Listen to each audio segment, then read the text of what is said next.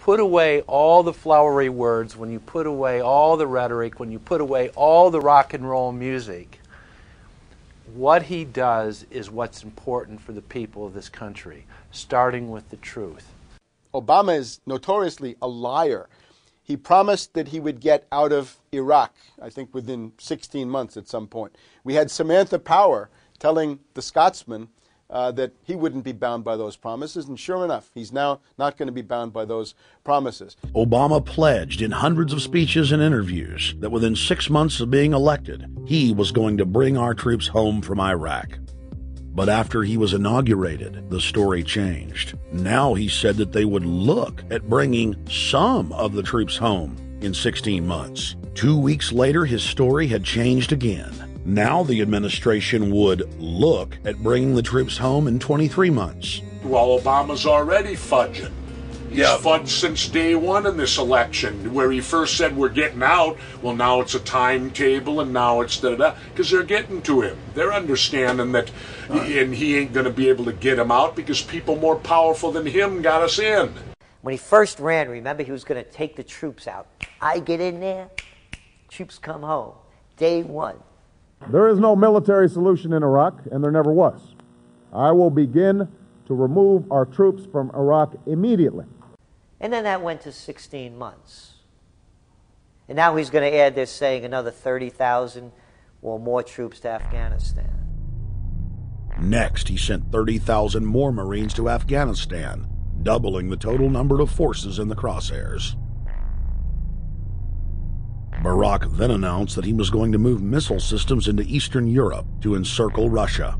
But after all, what should we expect after he kept Bush's Secretary of Defense Robert Gates?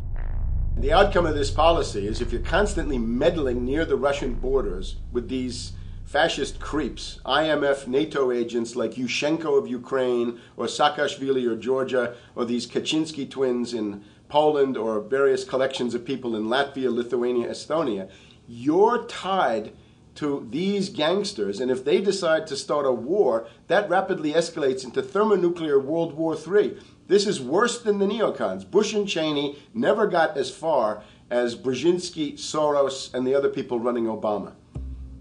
Barack Obama swore that he would vote to repeal the Patriot Act, but then he voted for its reauthorization. Obama decried the Bush administration's illegal warrantless wiretapping of the American people. Then he voted to legalize it.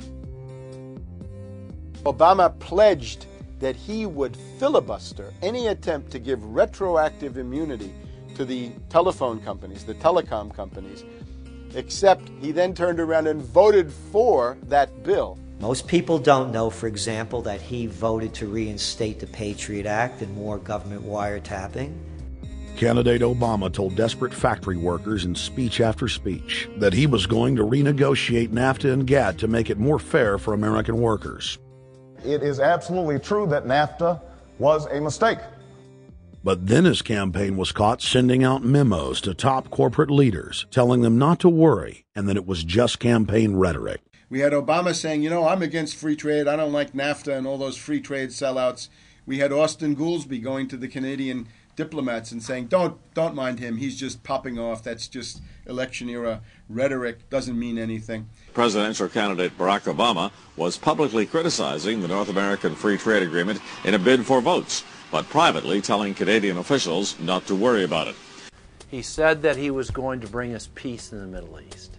He said that he was going to bring us transparency and a balanced economy. He said that he was going to not have lobbyists. He said he was going to clean up government. He said he was going to work for the environment. And point by point by point, within the first month of his inauguration, he has lied and deceived and cheated the American people. The people of the United States and the world were filled with hope that Obama was the real deal when in his first week in office he signed an executive order supposedly closing Guantanamo Bay and other secret prisons. Then the press actually had a chance to read the executive order and were shocked to find that the executive order only said that Obama was thinking about closing Guantanamo in a year. But worst of all, the executive order continued the practice of rendition, which the LA Times called secret abductions.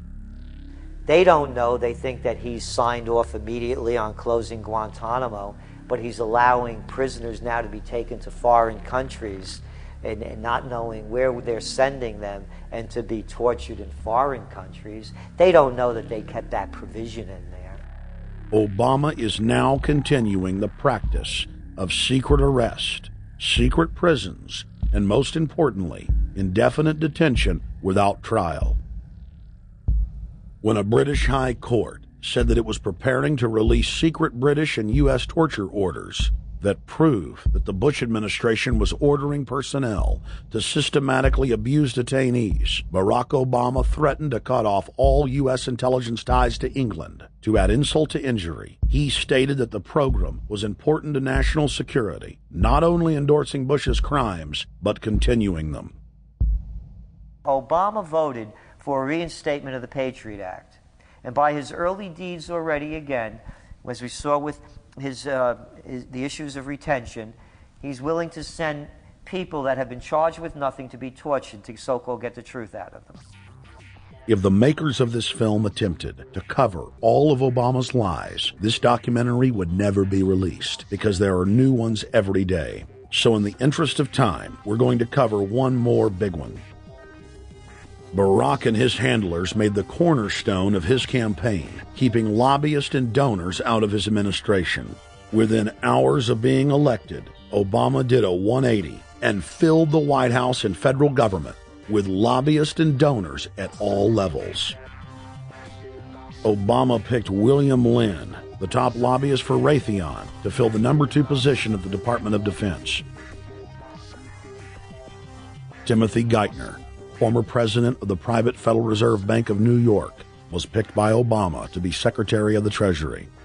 Geithner promptly crammed the Treasury Department full of lobbyists, like his Chief of Staff, Mark Patterson, formerly the top lobbyist at Goldman Sachs. Obama appointed top lobbyist to the Saudi royal family, George Mitchell, as the lead Middle Eastern envoy. Obama appointed the king of Wall Street lobbyists, Leon Panetta, to head up the CIA. Obama tapped Tom Daschle, top lobbyist for healthcare firms, to run the Department of Health and Human Services, and the list goes on and on. Then, 3 weeks into his administration, Obama launched a new lie, more outrageous than the previous. With Academy Award-level conviction, he said that he was upset about the banker bailout, which his own Chief of Staff, Rahm Emanuel, another former Wall Street executive, had engineered. Obama said that he had signed an executive order capping the CEO salaries of those who had taken the bailout money. There was just 2 problems. All the major banks and brokerage firms were exempt, and the new order only dealt with any future bailouts. And those were to be on the honor system. What gets people upset, and rightfully so, are executives being rewarded for failure. AIG, Bank of America, and Citigroup, which have received billions in bailout money, don't fall under this plan. Only banks negotiating future agreements with the government will be restricted. But this appears to be built on an honor system, and White House Press Secretary Robert Gibbs had a hard time explaining how enforcement would work. Well, let me get, I will get clarification from Treasury on that. Generally speaking, this is already the biggest liar and the biggest disappointment that we've seen in recent history. And again, qualitatively beyond the rather low standards set by Bush the Elder and Clinton in terms of delivering on promises. Bottom line, Obama is a fantastic actor and an even better liar. His track record is clear. He has done the opposite of everything he told the people he would do. They'll make up one lie after another. And if you believe these people, knock yourself out. I don't believe a word they say. Within 1 month of the passage of the first banker bailout bill, the press reported that over $5 trillion had just disappeared out of the U.S. Treasury. By December, The amount of money that had been stolen had reached $8.5 trillion. The leadership of both political parties circled the wagons and would not discuss where the money had gone. In the Fed! In the Fed! In the Fed! In the Fed! Informed Americans protested the private Federal Reserve System at all 38 of their regional governorship offices. Arrest Bernanke and Paulson! Arrest all the criminals that stole the banker bailout money! It was refreshing to see people standing up against the real power structure, not being distracted by the elite's frontmen like George W. Bush and Barack Obama. We traveled to Dallas, Texas to cover We the People taking on the real enemy. Hey, I want to talk to the workers up there on the parapet. The ones smoking cigarettes that just jumped back. You're with the American people, we know that. But understand, ask the workers inside. You're not in a federal government building. You're in a private Federal Reserve that uses that name as a fraud. That'd be like if my first name was Federal Reserve Jones. I'm still not the federal government. I'm not a federal agency. But if I said my name was Federal Reserve, I could go out and pay off politicians and get them to allow me to get into power so I could issue the currency and credit, and then I could buy up the world. That's what these criminals have done. A lot of people think that the Federal Reserve is already part of the government. They're not. It's controlled by cliques of unelected, unaccountable bankers meeting in secret. Most of these people have never even been through the formality of a Senate hearing or a Senate confirmation. They claim that they're part of the U.S. government. They masquerade as if they were part of the U.S. government. But in reality, this is a purely private operation. Jackals, hyenas, raptors, all of them loyal, not to the American people, but to the Wall Street banks, which is where most of them come from. Everyone is pointing to Barack right now, President Obama, as saying, you got to get the economy together. You got to get the economy together. When in fact, the president has very little to do with the economy. It's the Federal Reserve chairman that at least sets the policy. That's a privately owned company, the Federal Reserve Bank. They set the agenda. These guys are masquerading as a federal institution. They are a private banking consortium, and this is their front, their holding company. The Federal Reserve is not federal. It's a front for a private banking cartel. That's on record in congressional testimony, and they're the ones orchestrating the economic collapse we're seeing right now, so that's why we're here. While at the In the Fed rally outside the Federal Reserve Bank in Dallas, Texas, we spoke with Ron Paul's brother, Wayne Paul. 1913, the Federal Reserve Act was passed, floor of the House, where 3 members of Congress were on the floor. At that time, they only needed a majority of votes to pass it. So in 1913, the Federal Reserve Act was passed. 20 years later, 1933, under Roosevelt, the United States was declared bankrupt. And in 1933, the Federal Reserve Private Bank says, okay, USA, what are you going to pledge as collateral on the debt you owe me? What happened by 1936? Does anybody know? We instituted Social Security system, and you and I and our children and our children's children were pledged as collateral on the debt of our government to the Federal Reserve. And that's where we're at today. It took 20 years to make this country bankrupt, and since then, our government has operated under emergency powers of our government. It is not the president that makes the decision in this country. It's the Secretary of Treasury who turns around and is put in there by the Federal Reserve to manage the bankruptcy.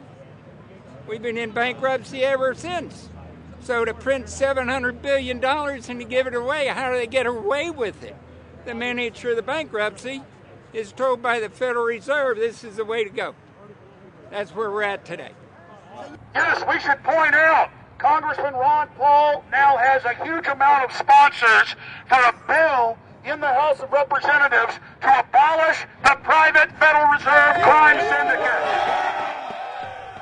In 1913, the money power of the country was taken away from the people by constitutional privilege. It belongs with the Congress, but it was given up in the Federal Reserve Act.